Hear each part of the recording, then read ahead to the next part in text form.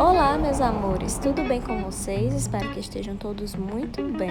Sejam muito bem-vindos a mais uma aula. E aí, bora falar de ciência? Então, para iniciar, eu já vou lançar um desafio. Vocês vão fazer esse pequeno experimento. Vão apontar para um objeto fixo com o seu dedo, como se estivesse medindo o objeto. Primeiro com o dedo direito, depois com o dedo esquerdo, conforme está aí na imagem. Quando você apontar, você vai tapar um dos olhos. Então, uma mão lá no objeto e a outra mão tapando o olho e depois você inverte as mãos. E aí, fez o experimento? Então, vamos lá. O que eu quero que vocês tenham observado com esse experimento? Ao vocês realizarem ele, vocês provavelmente vão perceber, o primeiro de tudo, a vantagem de se observar um objeto com os dois olhos em vez de um só. Com os dois olhos, nós somos capazes de avaliar a distância de um objeto até nós com muito mais eficiência do que com apenas um olho. Então, a explicação tem a ver com o fato de cada olho receber a luz vinda do objeto de uma posição diferente. O cérebro, ele recebe as imagens ligeiramente diferentes vindas de cada olho e ele interpreta essas imagens. Então, a partir dessas informações, o cérebro avalia a distância em que um objeto se encontra do nosso olho, né?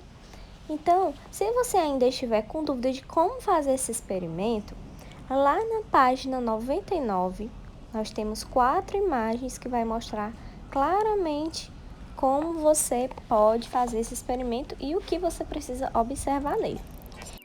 O ser humano, assim como macacos, onças, gatos e cachorros, possui visão binocular. E é isso que nós vamos estudar na nossa aula de hoje. O que é essa visão binocular?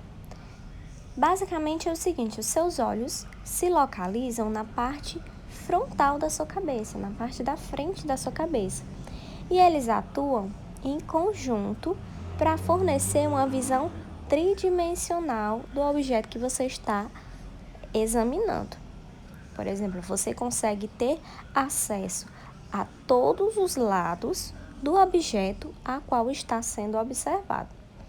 Então, a visão binocular, ela torna possível que um macaco, por exemplo, avalie a distância de um galho ou que uma onça saiba a que distância está a sua presa.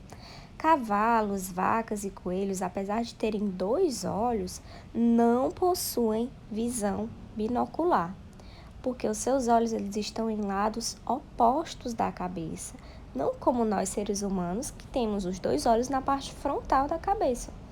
E sendo assim, eles não focalizam simultaneamente o mesmo objeto, ou seja, eles não veem um objeto ao mesmo tempo. Esses animais têm uma ampla visão do que se passa ao redor e permite também eles perceber a presença de predadores, mas não fornece a eles a avaliação precisa da distância a que os objetos estão.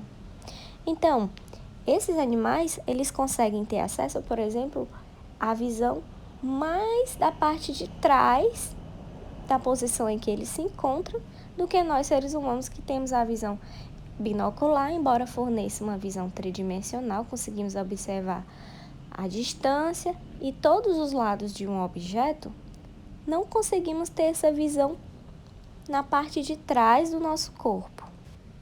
Por que estou dizendo isso? Os nossos olhos, eles se movimentam quando queremos olhar para cima, para baixo ou para os lados. Mas como é que eles se movimentam? O bulbo do olho, ele está ligado a vários músculos comandados pelo cérebro. Esses músculos, eles estão esquematizados aí nessa imagem que eu coloquei para vocês.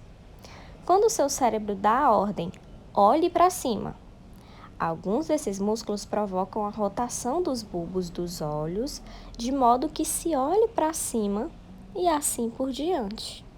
A capacidade de movimentação dos bulbos dos olhos é muito útil para a visão binocular.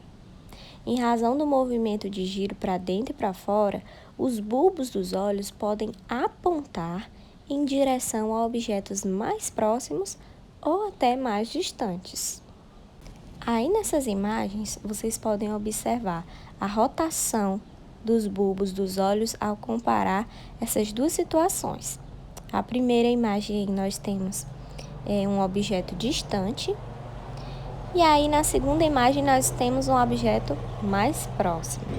Para finalizar, eu quero deixar para vocês um assunto muito interessante chamado ilusões de ótica. As ilusões de ótica ocorrem como consequência da participação do cérebro no processo visual. Como assim? Torna-se muito difícil a gente observar uma imagem sem que o nosso cérebro imediatamente tente entendê-la. Às vezes, por causa das características da imagem que a gente observa, o nosso cérebro pode ficar confuso e interpretar ela de um modo diferente do que ela realmente é. Por exemplo, observe essa imagem. E aí, você acha que essa imagem está estática, parada, ou ela está em movimento?